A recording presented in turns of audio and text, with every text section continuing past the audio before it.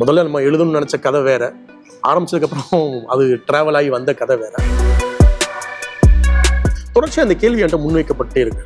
உங்க நாவல் இவ்வளவு வயலண்டா இருக்கு, என்ன காரணம்? நான் ரொம்ப வயலண்டான ஒரு ஆள் தான். இப்போ 2ஆம் மட்டம் எழுதுறப்ப எனக்கு நிறைய நெருக்கடிகள் இருந்துச்சு, பிரச்சனைகள் இருந்துச்சு. ஒரு கட்டத்துக்கு மேல வந்து நான் போதும் தான் நான் முடிச்சேன். நான் எழுத நினைச்ச கதையை நான் இன்னும் முழுசா சொன்னேன்.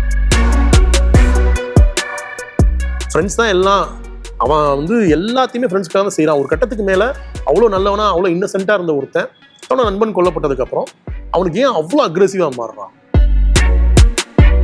பெரும்பாலான ஊர்கள்ல இந்த மாதிரியான ஒரு பிரச்சனைகள் இருக்கு. ஆனா இது ஏன் 2 ஜெனரேஷன் 3 ஜெனரேஷன் 4 ஜெனரேஷன் தொடருன்ற கேள்விக்கு நம்மகிட்ட பதிலே இல்லை. அதுல சேவல் சண்டையை பத்தி ஒரு சில போர்ஷன் சொல்றேன். வெற்றிமாறன் சார் வந்து எவ்வளவு தூரத்துக்கு வந்து கவனமா படிச்சிருந்தா அதுல இருந்து ஒரு விஷயத்தை எடுத்துனா என்ன சொல்ற, அந்த சேவல் சண்டையோட நுட்பங்கள் இருக்கு இல்லையா, அதை வந்து தன்னோட ஃபிலிம்க்கு வந்து யூஸ் பண்ண முடியுதுன்னு ஒரு விஷயம்.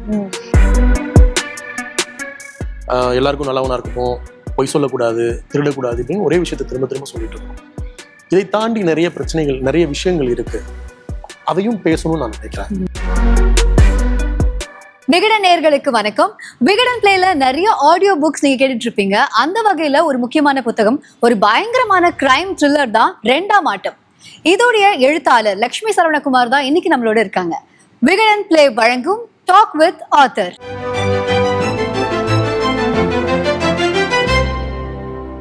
வணக்கம். வணக்கம் ஆனந்தி, எப்படி இருக்கீங்க? நல்லா இருக்கேன், நீங்க எப்படி இருக்கீங்க? ரொம்ப நல்லா இருக்கேன். இந்த 2ஆம் ஆட்டம் கேட்கும் போதே அங்கங்க கொஞ்சம் இந்த படபடப்பு அந்த மாதிரிலாம் இருக்கதான் செய்யுது. ஒரு கேங்ஸ்டருடைய ஸ்டோரி அது. என்னன்னா இந்த மாதிரியான கதைகள் இல்லைன்னா செய்தித்தாளில் நம்ம அங்கங்க பார்க்கும் போதே அது ஒரு லைட்டா பட்டும் படாமல் இல்லை, இதுக்கு மேல அதை படிச்சா எங்க நமக்கே அது நிகழ்ந்துருமோங்கிற ஒரு பயம் கூட தான் அதை வந்து படிப்போம். பட் இந்த கதையை நீங்க வந்து பல காலமா எழுதிட்டு இருக்கீங்க. ஜூனியர் விகடன்ல வந்து இது ஒரு தொகுப்பா எழுதிட்டு இருக்கீங்க. இப்போ இது ஒரு ஆடியோ ஃபார்மேட்ல கேட்கும் போது இன்னும் அது அடுத்த ஒரு வடிவத்துக்கு வந்திருக்கு அப்படின்னு சொல்லலாம். இந்த 2ஆம் ஆட்டம் எப்ப ஆரம்பிச்சது, எங்க ஆரம்பிச்சது? 2ஆம் ஆட்டம் ஆக்சுவலா முதல்ல வந்து புத்தகமாவோ நாவலாவோ எழுதுற திட்டம் இல்லைங்க. முதல்ல வந்து ஒரு சினிமாவா எடுக்கிற திட்டம் தான் இருக்கு. நீங்க புத்தகம் படிச்சுதான் தெரியும், அதுல செல்வமோட கதை பிற்பகுதியில், அதாவது செகண்ட் ஜெனரேஷன் கதை. அந்த கதை தான் எனக்கு முத்தையான்ற அந்த கேரக்டர் நல்லா தெரியும். அவர் எங்க அப்பாவோட ரொம்ப பழக்கமான ஒருத்தர். அந்த கேரக்டரோட கதையை ஒரு ஒரு ஒரு சினிமாவா எடுக்கணுன்ற ஒரு ஆசை இருந்தது. ஆனா என்னன்னா அதை வந்து அப்ரோச் பண்ணும்போது என்னன்னா அது சரியா ஒர்க் அவுட் ஆகலை. அந்த டைம்ல ஒர்க் அவுட் ஆகலை. ஒரு 2018 அந்த பீரியட்ல, 18-17 அந்த பீரியட்ல வந்து இது செட் ஆகலை. தென் வந்து இந்த கோவிட் ஆரம்பிச்ச டைம்ல இதுக்கு பின்னாடி இருக்கிற ரொம்ப தற்செயலாக வந்து மதுரையோட மற்ற விஷயங்கள்லாம் வந்து படிக்கும்போது தேடும்போது பழைய கதைகள் இன்னும் எனக்கு ரொம்ப சுவாரஸ்யமாக இருந்தது. எப்பயுமே உங்களுக்கு என்னன்னா உங்களோட கடந்த காலத்தை நீங்கள் வந்து ரொம்ப ஒரு ஊரோட கடந்த காலத்தை நீங்கள் தெரிஞ்சுக்கிட்டீங்கன்னா அது இன்னைக்கு என்னவா மாறி இருக்குன்ற அந்த டிரான்ஸ்ஃபர்மேஷன் வந்து எப்பவுமே வந்து பயங்கர சுவாரஸ்யமாக இருக்கும். நான் வந்து டக்குன்னு ஒரு 20-30 வருஷம் பின்னாடி போய் அந்த காலகட்டத்தில் நடந்த சம்பவங்கள், அந்த கேரக்டர்ஸ் எல்லாத்தையுமே இது பண்ணும்போது இப்போ என்னன்னா, இப்போ இந்த தொடர் வந்தப்போ வந்து நிறைய பேர் கேட்டாங்க, இது இவரா நிறைய பேர் கேட்டாங்க. நான் என்ன நினச்சிக்கிட்டேன்னா எல்லாரை பற்றியும் நான் வந்து விசாரிச்சு தெரிஞ்சுக்கிட்டேன். ஆனால் யாரை பற்றியும் நான் எழுதலை. நான் அதில் ரொம்ப கிளியராக இருந்தேன். ஏன்னா சம்மந்தப்பட்ட குடும்பத்திலேருந்து யாரோ ஒருத்தர் படிக்கும்போது ஐயோ அது நம்மளை பற்றி எழுதிட்டாங்கன்றது வந்துடவே கூடாது. ஏன்னா ஏற்கனவே எனக்கு முன்னாடி அந்த மாதிரி எழுதி ஒரு சில பிரச்சனை வந்த இது இருக்குது. ஸோ நான் ரொம்ப கான்சியஸாக என்ன பண்ணேன்னா எல்லாரை பற்றியும் எல்லா விஷயத்தையும் தெரிஞ்சுப்போம். ஆனால் என்னன்னா இவருக்கு நடந்தது அவருக்கு வச்சு, நான் அந்த கேரக்டர் வச்சு, அந்த கேரக்டர் வந்து இன்னொருத்தருக்கு வச்சு எழுதுன்னு சொல்லிட்டு இந்த பிளேவை வந்து நானே மாற்றி எழுதிக்கிட்டேன். ஏன்னா ஒரு ரைட்டரா ஒரு ஃபிக்ஷனில் வந்து இந்த ஃப்ரீடம் வந்து நமக்கு இருக்கு. ஸோ ஒன்ஸ் ரொம்ப தற்செயலாக வந்து ஜூனியரோட வந்து வெயில் வந்து என்கிட்ட கூப்பிட்டு கேட்டப்போ அந்த மாதிரி வந்து ஒரு தொடர் வேணும், ஆனால் நீங்கள் வந்து ரொம்ப சீரியஸாக எழுதக்கூடிய ஆள், அந்த மாதிரி இல்லாமல் பக்கா கமர்ஷியலாக எங்களுக்கு ஒரு தொடர் கொடுங்க அப்படின்றப்போ கொஞ்சம் நெருக்கடியான ஒரு சுச்சுவேஷன். கோவிடு, லாக்டவுன், எங்கேயும் போக முடியாது. சரி ஜாலியாக ஒன்று எழுதி பார்ப்போம்னு சொல்லிட்டு தான் ஆரம்பிச்சது. ஒன்ஸ் முதல்ல நம்ம எழுதணும்னு நினச்ச கதை வேற, ஆரம்பிச்சதுக்கப்புறம் அது ட்ராவல் ஆகி வந்த கதை வேற. ஆனால் அந்த ஜேர்னி வந்து ரொம்ப இன்ட்ரெஸ்டிங்காக இருந்தது. ஓகே, நம்ம இப்போ நான் அது படிக்கும்போது இல்லை அதை நம்ம கேட்கும்போது நமக்கு இவங்களை கதாபாத்திரங்களாக தான் தெரியும். நீங்கள் சொன்ன மாதிரி இது உண்மையாக நடந்த ஒரு சில விஷயங்களை தழுவியும் இருக்கு இல்லையா? ஸோ இதை பற்றி மறுபடியும் அணுகும்போது அந்த அனுபவம் எப்படி இருந்தது? ஏன்னா உங்கள் வீட்லேயுமே நீங்கள் வந்து அந்த சின்ன வயசுலேயே ஒரு சில விஷயங்களை கேள்விப்பட்டிருப்பீங்க. இப்போ நம்ம ஜஸ்ட் லைக் தட் சொல்லிடலாம், வயலன்ஸ் வேண்டாமே, நம்ம வீட்டில் வயலன்ஸ் பற்றி பேச வேண்டாமே அப்படின்னு சொல்லிடலாம். பட் வயலன்ஸோட இன்னொரு சைடு ஒன்று இருக்கு. ஸோ அது வெறும் வயலன்ஸ் மட்டுமே இல்லை, அதை சுற்றி நிறைய இமோஷன்ஸும் இருக்கு. ஸோ அதை எழுதும் போது உங்களுக்கு எப்படி இருந்தது?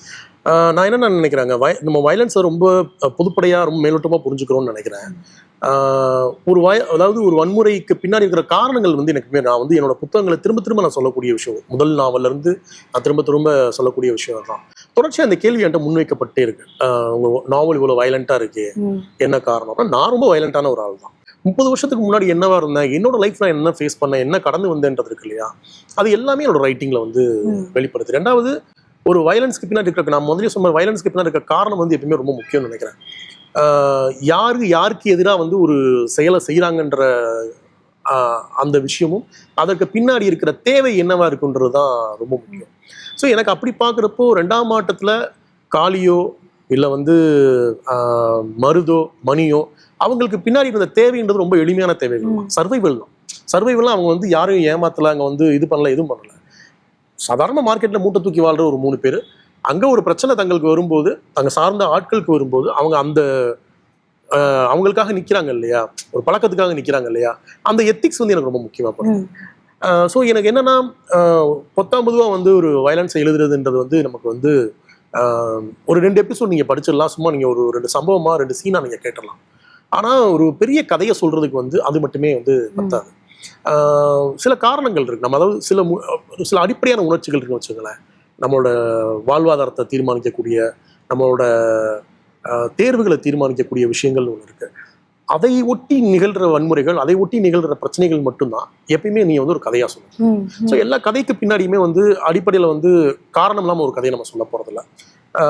தென் நம்ம வந்து அசோகமித்திரன் ரொம்ப நல்லா சொல்லுவார், பாசிபிள்ஸ் ஒன்று இப்படி இருந்துச்சு, இப்படி இல்லாமல் இருந்தால் என்னவாயிருக்கும் அப்படின்னு ஒரு விஷயம் இருக்கு இல்லையா. இப்போ இந்த மதுரையில் இப்படியெல்லாம் நடந்துச்சு, இப்படி நடக்காமல் இருந்தால் என்ன நடந்திருக்கும் இப்படின்ற கேள்விகள் நிறைய இடங்கள்ல இருக்கு. இந்த கடந்த காலத்தில் நான் பார்த்த மனிதர்களில் சிலர் வந்து தங்களோட கடந்த காலத்தை வந்து பேச விரும்புகிறாங்க, ஆனால் தான் யாருன்னு தன்னோட ஐடென்டிட்டியை வந்து சொல்ல விரும்பல. இப்படி ஒவ்வொருத்தருக்கு முன்னாடி ஒரு கதை இருக்குல்ல. இப்போ எனக்கு வந்து 2ஆம் ஆட்டம் எழுதுறதுக்கு பின்னாடி ஒரு பர்சனலான காரணம் இருக்கு, ஆனால் அந்த பர்சனலான காரணம் என்ன நான் சொல்ல விரும்பல. இப்படி இந்த மாதிரியான விஷயங்களை கரெக்ட். ஆனால் இது எல்லாமே சொல்லப்படணும், இதை சொல்லாமல் இருக்க முடியாது. ராபர்டோ சாவியனோன்னு சொல்லிட்டு ஒரு ரைட்டர் இருக்காரு, அது இட்டாலியன் ரைட்டர். கொமோரோன்னு சொல்லிட்டு ஒரு நாவல் இருக்கிறார். நானும் ஒரு கொமோரோ நாவல், அதுக்கு இது சம்மந்தம் இல்லை. கொமோரோ வந்து இட்டாலியனோட கேங்ஸ்டர்ஸ் லைஃபை பற்றின ஒரு முக்கியமான நாவல். வெற்றி சார் வந்து அவரோட படங்களுக்கு வந்து வடசனைக்கு ரொம்ப முக்கியமான ரெஃபரன்ஸாக சொன்ன ஒரு நாவல் அது. அந்த நாவல் எழுதுறப்போ அவருக்கு வந்து பயங்கரமான எதிர்ப்புகள், பயங்கரமான பிரச்சனைகள் வந்துச்சு. ஆனால் ஒன்ஸ் இந்த நாவல் வந்ததுக்கப்புறம் அதோட ரீச்னு பார்த்தீங்கன்னா அவ்வளோ பெரிய ரீச் அது. அப்போது என்னன்னா, நீங்கள் எழுதுகிற காலத்தில் இப்போ 2ஆம் ஆட்டம் எழுதுறப்பையும் எனக்கு நிறைய நெருக்கடிகள் இருந்துச்சு, பிரச்சனைகள் இருந்துச்சு. ஒரு கட்டத்துக்கு மேலே வந்து நான் போதும் தான் நான் முடித்தேன். நான் எழுத நினச்ச கதையை நான் இன்னும் முழுசாக சொல்லலை. ஏன்னா மதுரையோட ஒரு காலகட்டத்தோட ஒரு பகுதியோட கதையை தான் நான் சொல்லியிருக்கிறேன். இன்னும் அவ்வளோ கதைகள் இருக்கு, அவ்வளோ கேரக்டர்ஸ் இருக்கிறாங்க. ஆனால் நான் வந்து தெரிஞ்சே வந்து அதை வந்து நான் சொல்லலை. மேபி இன்னொரு புத்தகமாக அதை எழுதலாம், இன்னொரு தொடராக தான், சினிமாவாக இருக்கலாம், ஒரு வெப் சீரிஸாக பண்ணலாம், என்ன வேணாலும் பண்ணலாம். ஆனால் என்ன, அந்த காலகட்டத்தில் நமக்கு எவ்வளோ ஃப்ரீடம் இருந்துச்சோ, அதை எவ்வளோ சொல்ல முடிஞ்சதோ அதை மாதிரி தான் நம்ம சொல்லியிருக்கோம். அப்போ நீங்கள் முதல்ல கேட்ட அந்த வயலன்ஸ் இந்த கேள்விக்கு வரேன். ஸோ இப்போ இந்த கேரக்டர்ஸ்க்கு பின்னாடி எல்லா இதுக்கு முன்னாடியுமே ஒரு ஸ்ட்ராங்கான ஜஸ்டிஃபிகேஷன் இருக்கு. இந்த ஜஸ்டிஃபிகேஷன் இல்லாமல் ஒரு கதையவோ இல்லை வந்து ஒரு வயலன்ஸையும் நம்ம வந்து எழுதக்கூடாது. இன்கேஸ் வந்து அப்படி ஒரு காரணம் இல்லாத, அப்படி வந்து எந்த தேவையும் இல்லாத ஒரு வயலன்ஸ் நீங்கள் எழுதுறீங்கன்னு வச்சுக்கலேன், அது வந்து அதுவே ஒரு பெரிய கிரைமா மாறும். நீங்க ஆர்ட்டை என்னவா யூஸ் பண்ணிக்கிறீங்க, ஆர்ட்டை என்னவா புரிஞ்சுக்கிறீங்கன்னு எப்பவுமே ரொம்ப முக்கியம். நீங்க என்ன கதையை வேணாலும் எழுதலாம். நீங்க வந்து ஒரு இன்வெஸ்டிகேஷன் த்ரில்லர் எழுதலாம், நீங்க வந்து ஜாலியான ஒரு செக்ஷுவல் ஸ்டோரி எழுதலாம். ஆனா அதற்கு பின்னாடி இருக்கிற தேவை என்னவா இருக்கு, வாசிக்கிறவன எதை நோக்கி இந்த கதை இழுத்துட்டு போகுதுன்னு இருக்கு இல்லையா, அது ரொம்ப முக்கியம். வெறுமனே வந்து இந்த டைமுக்கு நீ வாசிச்சு ஜாலியா வந்து இந்த டைமை நீ கடந்து போன்றது அது வேற. ஆனா நீங்க ஒரு 83 எபிசோடு 85 எபிசோடு ஒருத்தன் என் புத்தகத்தை படிக்கிறான்னா அதை வந்து மேலோட்டமா அந்த புத்தகத்தை வந்து எடுத்துக்க கூடாதுன்னு நான் வந்து ரொம்ப ஸ்ட்ராங், இது வயலன்ஸை பேசக்கூடிய புத்தகம் அப்படின்னு எடுத்துக்கூடாது நான் ரொம்ப ஸ்ட்ராங்கா பிலீவ் பண்றேன். அண்ட் நீங்க வயலன்ஸை வந்து வயலன்ஸோட நிறுத்தல. ஏன்னா வயலன்ஸ்க்கான முன்னாடி நீங்க சொன்ன மாதிரி காரணி என்னதான் நம்ம வயலன்ஸை ஜஸ்டிஃபை பண்ண முடியல அப்படின்னாலுமே நீங்க சொன்ன மாதிரி அந்த காரணம்ங்கிறது ரொம்ப முக்கியம். ஒரு கதையா ஒரு கதாபாத்திரத்தை நம்ம புரிஞ்சுக்கிறதுக்குங்கிறது ரொம்ப முக்கியம். ஆனா அதுக்கப்புறம் வர ஆஃப்டர் எஃபெக்ட்ஸ் பத்தியும் நீங்க எழுதிருக்கீங்க. ஆமா, அது இன்னொன்று வயலன்ஸுக்கும் வழி வகுக்கலாம், இல்ல அது இன்னொரு பக்கமும் அது போகலாம். சிறை வாழ்க்கையை பத்தி நீங்க எழுதிருக்கீங்க. ஸோ இந்த மாதிரி வயலன்ஸோட ஆஃப்டர் எஃபெக்ட்ஸ் நீங்க இந்த கதைக்காகவோ இல்ல நீங்க படமா எடுக்கணும்னு நினைக்கிற கதைக்காகவோ நீங்க சேகரிச்ச ஆதரவுகள் அது உங்களுக்கு எப்படி இருக்கு? என்னன்னா, பல சமயங்கள்ல வந்து நாம ஒரு விஷயத்தை எழுதணுன்றதுக்காக நம்ம வந்து கிரவுண்ட் ஒர்க் பண்ண மாட்டோம், இல்ல ஒரு விஷயத்த சினிமா பண்ணணுன்றதுக்காக கிரவுண்ட் ஒர்க் பண்ண மாட்டோம். ஒன்று நீங்கள் லைஃப்ல ஃபேஸ் பண்ண விஷயமா இருக்கும், நீங்க ஃபேஸ் பண்ண கடந்து வந்த பிரச்சனையா இருக்கும். இந்த கடந்து வந்ததுக்கப்புறம் திரும்பி பார்க்குறப்போ நீங்கள் நார்மலான ஒரு பர்சன்னா என்ன ஓகே முடிஞ்சிச்சா அந்த பிரச்சனை அடுத்த வேலையை பார்க்கும் போவோம். பட் ஒரு ரைட்டரா ஒரு ஃபில்ம் மேக்கராக இருக்கிறப்ப எனக்கு என்ன தோணும்னா இது ஏன் நடந்துச்சு, ஒருவேளை இது நடக்காம இருந்தால் நம்ம லைஃப் என்னவா இருந்துக்கிட்ட கேள்வி இருக்குல்ல, அந்த கேள்வியில இருந்தால் ஒரு கதை வந்து உருவாக ஆரம்பிக்குது. அப்போ நீங்கள் சொல்றீங்க இல்லையா ஒரு பிரச்சனைக்கு அப்புறம் நடக்கிற இந்த ஆஃப்டர் எஃபெக்ட்ஸை வந்து நம்ம வந்து எப்படி ஃபேஸ் பண்ணுறோம், அதை எப்படி கலெக்ட் பண்ணுறோம் அப்படின்னு. அப்போ இந்த ஆஃப்டர் எஃபெக்ட்ஸ் எல்லாமே முன்னாடி நான் சொல்ல மாதிரி நமக்கு சம்பவங்கள் மட்டும் தான் சொல்லப்பட்டிருக்கும். இங்கே இப்படி ஒரு பிரச்சனை நடந்துச்சு, இந்த பிரச்சனை இவங்களாம் பாதிக்கப்பட்டாங்கன்னு. நமக்கு அடுத்த கேள்வி என்ன ஆகும்னா ஓகே அந்த பாதிப்பு என்னவா இருக்கும், அது அடுத்த ஜென்ரேஷன் இப்படியா பாதிச்சது. முத்தையா மாதிரியான ஒரு கேரக்டருக்கு அந்த கேரக்டர் வந்து ஒரு 20-30 வருஷம் எல்லா அவமானங்களையும் ஃபேஸ் பண்ண ஒரு ஆளு, அவன் பையனுக்கு அது எப்படி பாதிக்கப்பட்டிருக்கும். இப்படி ஒரு கேரக்டர்ல இருந்து அவனோட குடும்பத்தோட மற்ற பிரச்சனைகள் நம்ம வந்து கேள்வியா வருது. இப்போ மருதுன்ற ஒரு கேரக்டர் ஃப்ரெண்ட்ஸ் தான் எல்லாம், அவன் வந்து எல்லாத்தையுமே ஃப்ரெண்ட்ஸ்க்காக தான் செய்யறான். ஒரு கட்டத்துக்கு மேல அவ்வளோ நல்லவனா அவ்வளோ இன்னசென்ட்டா இருந்த ஒருத்தன் தன்னோட நண்பன் கொல்லப்பட்டதுக்கு அப்புறம் அவனுக்கு ஏன் அவ்வளோ அக்ரெசிவா மாறுறான், அவ்வளோ கொலைகள் செய்யக்கூடிய இருக்கிற அளவுக்கு அக்ரெசிவா மாறுறான். அதுக்கு நிஜமாவே ஒரு கேரக்டர் வந்து என்கிட்ட ஒரு கேரக்டர் சொன்னாங்கன்னா பேரெல்லாம் ரிவீல் பண்ணுறேன். மதுரையோட அந்த கிரைம் ஹிஸ்டரியில வந்து ஒரே வருஷத்துல ஒரு 13-14 கொலைகள் பண்ண ஒரு ஆளு, யாருமே நெருங்கி தொட முடியாத ஒரு ஆளா அப்படி வந்து இருந்த ஒருத்தன். ஸோ அவன் ஏன் கொலை பண்ணான்ற காரணம் பார்த்தீங்கன்னா அவன் ஃப்ரெண்டை ஒருத்தனை கொண்டுட்டானுங்க, அதுக்காக வந்து அவன் வந்து கொலை பண்ண ஆரம்பிச்சான். அப்போ உங்களுக்கு முதல் கொலை பண்ற வரைக்கும் தான் வந்து பழி வாங்குறது வைக்கிறது எல்லாமே. ஆனா 13 கொலை ஒருத்தர் பண்ணணும்னு ஏன் தோணுது? இப்ப இந்த மாதிரியான கேள்விகளுக்கு பின்னாடிலாம் மனுஷனோட கோவங்கள், அப்புறம் வந்து இந்த கதைகள் நீங்க எங்கேயும் பார்த்தாலும் சரி, நீங்க அந்த ஒரு 500-600 பக்கத்துக்கு போற அந்த கதைகள்ல எங்கேயுமே பணத்துக்காக கொலை பண்ண எந்த இதுவுமே இருக்காது. எல்லாமே பழக்கத்துக்காக இல்ல ஏதோ ஒரு பிரச்சனைக்காக இப்படிதான் இருக்குமே ஒழிய ஒரு நான் ஜஸ்டிஃபை பண்ணல, இந்த வயலன்ஸ் விஷயத்தை ஜஸ்டிஃபை பண்ணல. ஆனா மனிதர்கள் என்னவா இருந்துக்கிறாங்க, என்னவா சிந்திக்கிறாங்கன்றத பத்தி நான் வந்து இது ஆரம்பிக்கிறேன். அப்போ ஒரு பிரச்சனைக்கு முன்னாடியும் பின்னாடியும் ஒரு மனுஷன் என்னவா இருக்கான்றது இல்லையா, அது வந்து ஒரு நம்ம வந்து கற்பனை பண்ணி பார்க்க முடியாத அளவுக்கு வேறையா இருக்கு. இவனா இப்படி இருந்தா இல்ல இவனா அப்படி இருக்கான்ற மாதிரி இருக்கு இல்லையா, அது வந்து இன்னைக்கு வரைக்குமே இருக்கக்கூடிய நிறைய கேரக்டர்ஸ் எடுத்து நம்ம வந்து பேச முடியும். ஒவ்வொரு அதாவது ஒரு குற்றம் நிகழ்றதுக்கு பின்னாடி அது வந்து ஒரு தனி மனிதன் மட்டுமே வந்து சார்ந்து இருக்கிறது இல்லை. அவன் குடும்பமா இருக்கலாம், அவன் சம்பந்தப்பட்ட நண்பர்களா இருக்கலாம், அந்த நண்பர்களோட குடும்பமா இருக்கலாம்.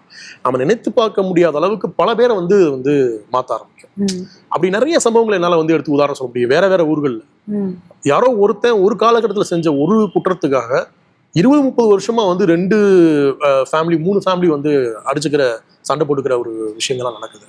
ஒரு நல்ல நாவல் இருக்கு புரோக்கன் ஏப்ரல்னு சொல்லிட்டு தமிழ்ல வந்திருக்கு. அந்த இஸ்மாயில் கதிரைன்னு சொல்லிட்டு ஒரு அல்பேனியன் ரைட்டர், உலகம் முழுக்க இதாகி நிறைய பேர் வந்து அதை வந்து இன்ஸ்பயர் ஆகி ஃபில்ம்லாம் பண்ணாங்க.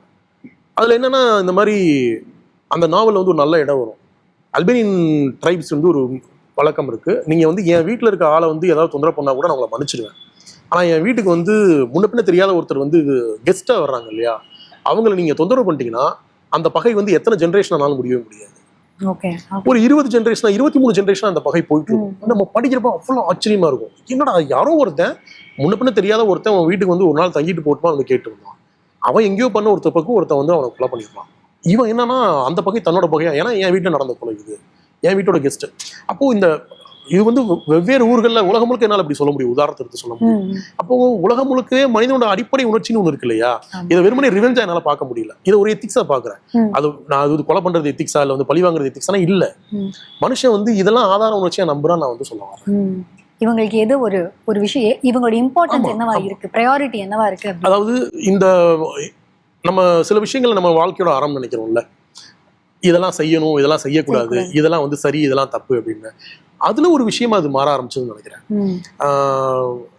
ஆனா ஒரு வெறுமனே இது பழிவாங்கல் உணர்ச்சியா இல்லாம, அல்லது ஒரு நடக்கிற ஒரு பிரச்சனையின் காரணமா பாதிக்கப்படுற ஆட்களோட இது இருக்கு இல்லையா, யார் இவன் சம்பந்தமா அந்த பிரச்சனை வந்தாலும் நமக்கு பல சமயங்கள் தோணும், சம்பந்தமே இருக்காது. ஆனா என்னன்னா அது அப்படிதான், ஒரு பிரச்சனை அப்படின்றது அது பாதிக்கப்படுற ஆளையும் அல்ல வந்து அந்த குற்றம் நிகழ்த்தப்படுற ஆளையும் பொறுத்து அது நிறைய பேரை சார்ந்திருக்கும். நீங்க இன்னைக்கு தென் தமிழ்நாட்டோட மதுரைக்கு பின்னாடி திருநெல்வேலியிலிருந்து தென் தமிழ்நாட்டோட இன்னொரு கிரைம் ஹிஸ்டரி எடுத்துக்கிட்டா அதை பத்தி என்னால இன்னொரு 3 மணி நேரம் பேச முடியும். இப்ப நம்ம லிங்கம்னு ஒரு வெப் சீரிஸ் பண்ணியிருக்கோம், அதுல வந்து ஒரு சின்ன பீஸ் எடுத்து தான் பண்ணியிருக்கிறோம். எல்லா ஊருக்குமே அந்த மாதிரி ஒரு ஹிஸ்டரி இருக்கு. நம்ம வந்து பர்டிகுலரா ஒரு ஊரை வந்து பாயிண்ட் அவுட் பண்ணி இந்த ஊர்ல மட்டும் அப்படின்னு பாயிண்ட் அவுட் பண்ண முடியாது. பெரும்பாலான ஊர்கள்ல இந்த மாதிரியான ஒரு பிரச்சனைகள் இருக்கு. ஆனா இது ஏன் 2 ஜென்ரேஷன் 3 ஜென்ரேஷன் 4 ஜென்ரேஷன் தொடருன்ற கேள்விக்கு நம்மகிட்ட பதிலே இல்லை. புரியுது. இப்ப நம்ம வந்து நம்ம வாழ்க்கையில எல்லா விஷயத்தையும் நம்ம சந்திக்க போறது இல்ல. ஆனா ஒரு சில நிகழ்வுகள் நம்ம வேற எங்கேயோ யாருக்கோ நிகழ்ந்ததை ஒரு கதை மூலமா கேட்கறதுங்கிறது ஒரு ஒரு மனிதனா நமக்கு ஏற்படக்கூடிய பல எக்ஸ்பீரியன்சஸ் நமக்கு அது கொடுக்க தான் செய்யுது. அது ரொம்ப முக்கியமான விஷயமாவும் நான் பார்க்குறேன். ஸோ அதுல வந்து இது சரி இது தப்பு அப்படின்லாம் ஒன்றும் கிடையாது. அந்த விதத்துல நான் வைலன்ஸையும் பார்க்குறேன். வைலன்ஸ் எனக்கு எனக்கு நிகழ்றதை என்னால் அவாய்ட் பண்ண முடியும். ஆனா அது நிகழ்ந்தா என்னவா இருக்கும், எனக்கு என்ன மாதிரியான எண்ணங்கள் வரும்னு புரிஞ்சுக்கிறதுக்கே இந்த மாதிரியான படைப்புகளை வந்து படிக்க வேண்டிய ஒரு அவசியமா இருக்குன்னு நான் நம்புறேன். ஸோ நீங்க பொதுவா இந்த மாதிரி கதைகள் வந்து மக்கள் கேட்கணும் அப்படின்னு நீங்க வந்து நம்பக்கூடிய காரணம் என்னவா இருக்கு? ரொம்ப சென்சிபிளான கேள்வி. என்னன்னா ஒரு வயலன்ஸை ஏன் எழுதணும், நீ அந்த கேள்விக்கு அங்கேயே வந்துடலாம். நம்ம வந்து கேட்கணுன்றதை விட ஏன் இந்த கதைகளை வந்து கேட்கணும் படிக்கணும் அப்படின்ற இடத்துக்கே வந்துடலாம். என்ன இதுவாக இருக்குன்னா, நம்ம வந்து இந்த கதைகளின் வழியா நம்ம வந்து ஃபெரி டெல்ஸ் மட்டுமே திரும்ப திரும்ப சொல்லிட்டு இருக்கோம். ஃபெரி டெல்ஸ் கண்டிப்பாக சொல்லப்படணும்.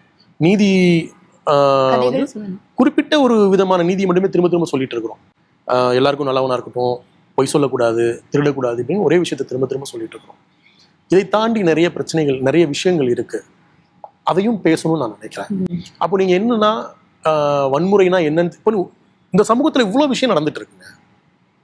இதை பத்தி எதுவுமே தெரியாம நீங்க உங்க குழந்தைய வளர்த்தீங்கன்னா, நாளைக்கு ஒரு 20 வயசுக்கு மேல அந்த உலகத்தை ஃபேஸ் பண்ண போகும்போது அவனை என்ன ஒரு இந்த சமூகத்தை ரொம்ப ரொம்ப நேரோவா புரிஞ்சுப்பாங்க. அவனுக்கு வந்து சக மனிதர்களை பத்தி எந்த புரிதலுமே இருக்காது.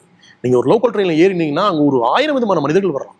வேற வேற கம்பெனில வேலை பார்க்குறவன், பழம் வைக்கிற அம்மா, ஒரு வெள்ளரிக்காய் வைக்கிற அம்மா அப்படின்னு அங்க வந்து பிச்சை இருக்கிற ஒருத்தர், கண் தெரியாத பாடிட்டு வர்ற ஒருத்தருக்கு ஒரு 1000 விதமான மனிதர்கள் வர்றாங்க. இந்த 1000 விதமான மனிதர்களுக்கு 1000 விதமான பிரச்சனைகள் இருக்கு, 1000 விதமான வாழ்க்கை இருக்கு. இந்த 1000 விதமான வாழ்க்கையை புரிஞ்சுக்கிற ஒரு மனுஷனால மட்டும்தான் இதுக்கப்புறம் வர ஜென்ரேஷன்ல சர்வை பண்ண முடியும். நீங்க நான் வந்து படிச்சுட்டேன், நான் வேலைக்கு போறேன், இங்க சர்வை பண்ண முடியும்னு கிடையாது. கட்டுரை தமிழ ராம் சார் சொல்ற மாதிரி தான் அடுத்த ஜென்ரேஷன்றது என்னன்னா, நிறைய சம்பாதிக்கக்கூடியவனும் சம்பாதிக்க முடியாதவனுமான ஒரு பெரிய கேப் வந்து அந்த பெரிய கேப் அதிகமாக அதிகமாக இங்க வயலன்ஸ் அதிகமாகும். அப்படி ஒரு சமூகத்துல வாழும்போது நான் இந்த இடத்துல இருக்கேன்னா அந்த இடத்துல இருக்கிறது முக்கியம் இல்லை. எந்த இடத்துல இருந்தாலும் இந்த சமூகத்தை நான் புரிஞ்சுக்கக்கூடிய, அதை பேலன்ஸ் பண்ணக்கூடிய ஒரு மனிதனா வேணும். அப்போ நான் வந்து வெறுமனே இந்த வயலன்ஸ் மட்டும் இல்லை, பொருளாதார ரீதியாக பாதிக்கப்படுற வயலன்ஸ் சொல்லணும், சமூக ரீதியாக சாதிய ரீதியாக பாதிக்கப்படுற ஒரு வயலன்ஸ் சொல்லணும். எல்லா வகையிலுமே வந்து எல்லா வகையிலும் இங்கே நிகழ்த்தப்படுற வன்முறையில் வந்து பேசப்பட்டு தான் ஆகும். இப்போ வன்முறைன்றது வெறுமனே வந்து 2 பேரும் அடிச்சுக்கிட்டு வெட்டிட்டு சாறது மட்டும் கிடையாது. எல்லா விதமாகவும் இருக்கு. ஒரு குடும்பத்துக்குள் நிகழ்கிற வன்முறையும் இருக்கு. ஒரு கணவன் மனைவி மேல் நிகழ்த்துற வன்முறையோ, இல்லை வந்து தாய் தகப்பன் வந்து குழந்தைகள் மேல் நிகழ்த்துறோம். எல்லா விதமான வன்முறையும் நம்ம டிஸ்கஸ் பண்ணி, ஆனால் தொடர்ச்சியாக நான் நாவலில் தான் டிஸ்கஸ் பண்ணுறேன். நீங்கள் உப்புநாய்கள் எடுத்துக்கிட்டிங்கன்னா அது ஒரு சமூகத்தில் நிகழ்கிற வெவ்வேறு முக்கியமாக வந்து வேற ஊர்களில் வந்து இங்கே இருக்கிற உதிரி மக்களோட அவங்க மேல் நிகழ்த்தப்படுற வன்முறை டிஸ்கஸ் பண்ணி ஒரு நாவல். கொமரோவை எடுத்துக்கிட்டிங்கன்னா ஒரு குடும்பம் குழந்தைகள் மேல் நிகழ்த்துற வன்முறையை பேசக்கூடிய ஒரு நாவல். இப்படி வன்முறையை தொடர்ந்து ஏன் பேச வேண்டியதாக இருக்குன்னா, பர்சனலாக எனக்கு அதுலேருந்து ஒரு பெரிய விடுதலை தேவைப்படுது. நான் வந்து எல்லா வயசுலையும் அதை வந்து நான் ஃபேஸ் பண்ணிட்டே இருக்கிறேன். இப்போ எனக்கு அது பர்சனலாக வந்து விடுதலை தேவைப்படுது. ரெண்டாவது, நான் மட்டும்தான் அதை வந்து இப்படி ஃபேஸ் பண்ணணும் அப்படின்னா, இப்படி திரும்பி பார்த்தா நான் வந்து இந்தியா முழுக்க ட்ராவல் பண்ணிட்டேன். நான் பார்த்த நான் நிறைய ஊர்களில் வேலை பார்த்துருக்கேன். நான் வந்து வதோராவில் வேலை பார்த்துருக்கிறேன், சண்டிகரில் வேலை பார்த்துருக்கிறேன், லக்னோவில் வேலை பார்த்துருக்கிறேன். நான் வேலைனா சும்மா கம்ஃபர்டபுளான வேலை, நான் கொத்தடிமை மாதிரி நான் வேலை பார்த்துருக்கேன். அப்போது ஒரு ஊர்லேருந்து இன்னொரு ஊருக்கு பிழைக்க போகிறவங்க, ஒரு 50 ரூபா 100 ரூபா சம்பளத்துக்கு போகிறவனோட கஷ்டம் என்னன்னு எனக்கு ரொம்ப நல்லா தெரியும். அப்புறம் அந்த மாதிரி போகிற ஆட்கள் மேலே நிகழ்த்தப்படுற வன்முறை என்னன்னு எனக்கு தெரியும். முதலாளிகளாக இருக்கட்டும், அந்த ஊர்க்காரங்களாக இருக்கட்டும், இது எல்லாமே நான் வந்து பார்த்துட்டேன். அப்போது இந்த வயலன்ஸ்லாம் நான் பேசித்தான் ஆகணும். நான் பேசாமல் அப்படி கடந்து போக முடியும். உங்களோட லைஃப் ஸ்டைல் வேற, என்னோட லைஃப் ஸ்டைல் வேற, நான் பார்த்தது வேற, நீங்கள் பார்த்தது வேற.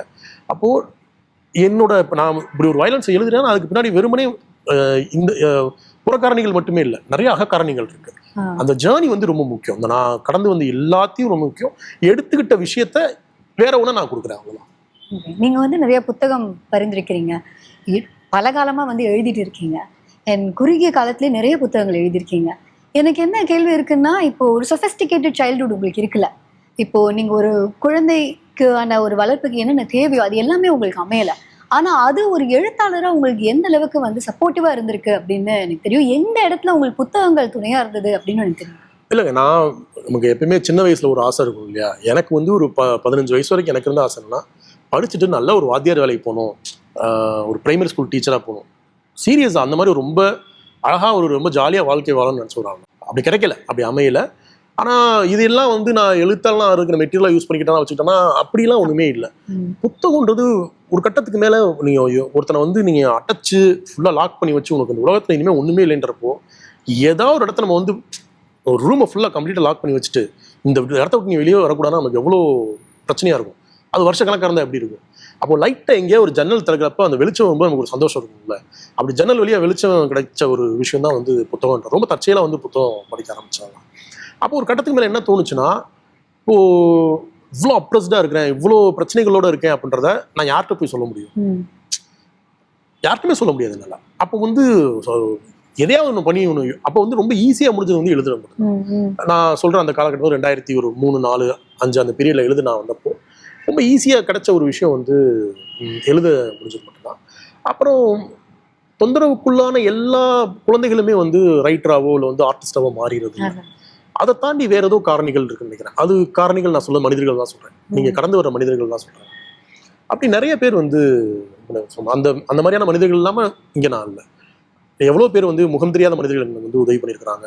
இவங்க ஏன் நமக்கு உதவி பண்றாங்கன்னு நமக்கு தெரியாது.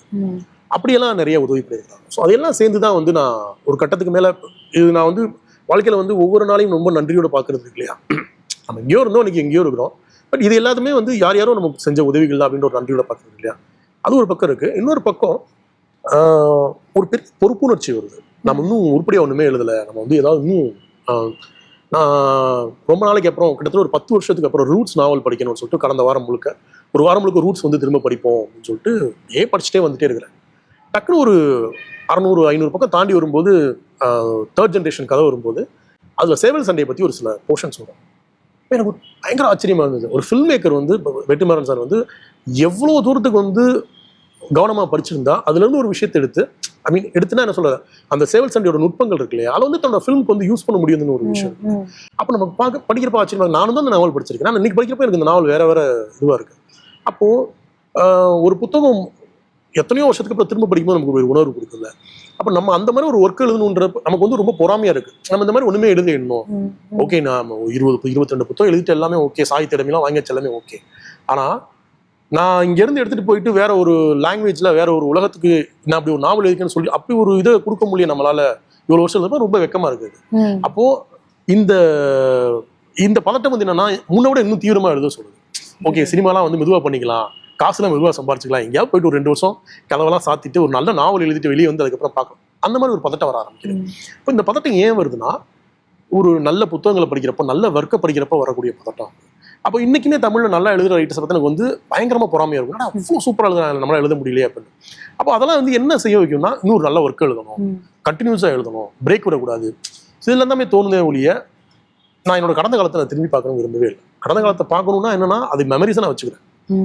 அது எல்லாமே வந்து நான் திரும்ப திரும்ப என்கிட்ட ஒரு குற்றச்சாட்டு உண்டு, தொந்தரவுக்குள்ளான ஒரு பாலியத்தை வந்து திரும்ப திரும்ப எழுதுறாரு. ஆப்வியஸா வேற என்ன எழுத முடியும்? அங்கிருந்து என்னுடைய மொத்த உலகமும் ஆரம்பிக்கிறப்போ அது திரும்ப திரும்ப எழுதிதான். அப்போ அது நானே தவிர்க்க நினைச்சாலும் சப்கான்சியஸ்ல அது இருந்துட்டு இருக்கும், அது எழுதிட்டு தான் இருக்க போறோம். ஆனா அதை தாண்டி ஒட்டுமொத்த உலகத்துக்குமான பிரச்சனையை, ஒட்டுமொத்தமான உலகத்துக்குமான ஒரு கதையை சொல்லக்கூடிய ஒரு ரைட்டரா வந்து மாற வேண்டியது இருக்கு. அந்த தேவை வந்து ஒரு பெரிய தேவையா இருக்கு. அப்போ அதுக்கு நான் பாக்குறப்போ என்னன்னா, இந்த பயணங்கள் தொடர்ச்சியா வந்து படிக்க வேண்டியது, எழுத வேண்டியது ரொம்ப முக்கியமான விஷயமா இருக்கு. உங்களுடைய எழுத்துக்களை வந்து நீங்க எழுதும் போதே வந்து பயணமும் கொண்டுதான் நீங்க எழுதுறீங்க. கொமோரோக்காகவும் நீங்க வந்து கம்போடியாலாம் டிராவல் பண்ணிட்டு வந்திருந்தீங்க. இப்ப இந்த புத்தகம் எழுதும் போது நீங்க வந்து கோவிட் சிச்சுவேஷனுங்கனால ஒரு வீட்டுக்குள்ளேயே தான் இருந்தீங்க இல்லையா? இப்ப இதுக்காக டிராவல் பண்ண அனுபவங்களும் என்னன்னா, மதுரை வந்து நான் வந்து டிராவல் பண்ண அவசியம் இல்லை, ஏன்னா சொந்த ஊரு. நான் வந்து தெருவா சுத்தி அலைஞ்சு இதான ஊரு. அப்போ எனக்கு வந்து மதுரைக்கு போகணும்னு அவசியம் இல்லை. அந்த பீரியட்ல வந்து நான் என் ஒய்ஃபோட ஊர்ல இருந்தேன், அரியலூர்ல இருந்தேன். அப்புறம் பாஸ்போர்ட் ஊருக்கு மதுரைக்கு போகணும். மதுரைக்கு போயிட்டு, ஏன்னா அம்மா உடம்பு சரியில்லாமல் இருந்தாங்க, அவங்கள ஊருக்கு கூட்டிட்டு போயிட்டு ஸோ கொஞ்ச நாள் திரும்ப மதுரையில் இருந்தேன். எனக்கு இந்த பயணம் என்னவா இருந்தது, நான் பயங்கர சர்ப்ரைஸா, முன்ன ஒரு காலத்துல ரவுடியா இருந்து அதை கைவிட்டுட்டு இப்போ வேற ஒரு வாழ்க்கை வாழ்ந்துட்டு இருந்தாங்க இல்லையா, அந்த மாதிரி ஆட்கள் நிறைய பேர் தேடி போய் பார்த்தேன். எனக்கு அது வந்து பயங்கர, அந்த ஜேர்னி வந்து பயங்கர இன்ட்ரெஸ்டிங்கா இருந்தது. அது அப்போ என்னன்னா, இதுல சில பேரெல்லாம் சந்திக்கும் போது தொடர் வர ஆரம்பிச்சிருச்சு. தொடர் ஆனாலும் வந்து என்னன்னா, முடிகிற வரைக்கும் நம்ம வந்து நிறைய பேரை பார்த்துட்டு இருப்போம், பேசுவோம். ஒரு சின்ன விஷயம் கிடைச்சா கூட அது ரொம்ப முக்கியமான, ஏதோ ஒரு விஷயத்த தவற விட்டக்கூடாது அது. அப்போ நம்ம போய் பாக்குறப்போ அவங்க எல்லாமே அதை படிச்சிருக்காங்கன்னு இருக்கு இல்லையா, அது வந்து எனக்கு பயங்கர படிச்சுட்டு இருக்காங்க, தொடரை படிச்சுட்டு இருக்காங்க அப்படின்னு. அப்புறம் இந்த சம்பவம் எல்லாம் நடந்துட்டு இருக்கு. இது வந்து இந்த ப்ராஜெக்ட் வந்து நாங்க டேக் ஆஃப் ஆகுது, தொடர முடியல. நாங்கள் வந்து ஆஃபீஸ் போட்டோம், என்கிட்ட ஒரு பையன் வந்து ஏடியா ஒர்க் பண்ணுறான், பட்டுக்கோட்டை பையன். அந்த பட்டுக்கோட்டை பையனோட தம்பி எல்லாமே ஊரில் இருக்கிறாங்க. மதுரையில இருந்து ஒரு அவனோட ஃப்ரெண்ட்ஸ் வந்து ஒரு டீம் வந்து பட்டுக்கோட்டைக்கு வர்றாங்க. அவங்கெல்லாம் வந்து நம்ம அந்த பசங்க ஜெயில இருந்து ஏதோ ஜாமீன்ல சம்திங் அந்த மாதிரி உட்காந்து எல்லாம் பேசிட்டு இருக்கிறப்போ இந்த மாதிரி ஒரு தொடர் படிச்சவங்க ஜெயில இருக்கிறப்போ செம்மையா இருந்துச்சு பேசிட்டப்போ அந்த பையன் பயங்கர சர்ப்ரைஸ். அந்த அண்ணன் தான் என் தம்பி ஒர்க் பண்றான்னு சொல்லிட்டு உடனே அந்த கூப்பிட்டு பேசினாங்க. எனக்கு பயங்கர ஆச்சரியமா இருந்துச்சு. நீ யோசிச்சு பார்த்தா வேற நீங்க கற்பனையை பண்ணி பார்க்க முடியாத ஆட்கள், அப்புறம் இது சம்மந்தப்பட்ட ஆட்கள் படிச்சுட்டு நம்ம பேசும்போது இல்ல இது இந்த இடத்துல நீங்க தவிர்த்துறீங்க அதெல்லாம் சொல்லாதீங்கன்னு சொல்றப்போ அது எல்லாமே எனக்கு வந்து இந்த டிராவல் என்ன வருதுன்னா ஊரோட டிராவல் இல்லாம மனிதர்களுக்கு நடுவில் நடந்த டிராவல் இருக்கு இல்லையா, இது வந்து எனக்கு பயங்கர இதுவா இருந்துச்சு. இன்னும் நான் ரொம்ப மெச்சூர்டா எப்படி ஒருத்தர் நடந்துக்கணும், யார்கிட்ட என்ன கேட்கணும் என்ன கேட்கக்கூடாது, இது எல்லாமே ஒரு பயங்கர எக்ஸ்பீரியன்ஸா இருந்தது. அப்புறம் மதுரையோட பழைய மார்க்கெட்ன்றது ரொம்ப பெரிய மார்க்கெட். இன்னைக்கு அந்த மார்க்கெட் வந்து 90களுக்கு பின்னாடியே வந்து எல்லா ஊரும் மாற ஆரம்பிச்சு, குளோபலைசேஷனுக்கு அப்புறம் எல்லா ஊரும் மாற ஆரம்பிச்சது. பட் ரொம்ப கண்கூட ஒரு ஊரோட அடையாளமா இருந்த ஒரு விஷயம் வந்து மாறி இன்னைக்கு வேற ஒண்ணா இருக்கிறது இருக்கு இல்லையா, அதை போய் பாக்குறப்போ இந்த பழைய மார்க்கெட் என்னவா இருந்திருக்குன்றது இருக்கு, அதெல்லாம் மைண்ட்ல பயங்கரமா ஓட ஆரம்பிச்சது. ஸோ இப்போ என்னன்னா நான் எழுதின பழைய மதுரை வந்து பாதி இன்னைக்கு இல்லை, பட் அதை ரீக்ரியேட் பண்ணும்போது ரைட்டிங்ல வந்து பயங்கர சந்தோஷமா இருந்துச்சு. ரைட்டருக்கு இருக்க பெரிய சந்தோஷமே அதுதானே, வேற யாருமே செய்ய முடியாது, நம்ம ஒரு விஷயத்த செய்யறோன்றது தானே.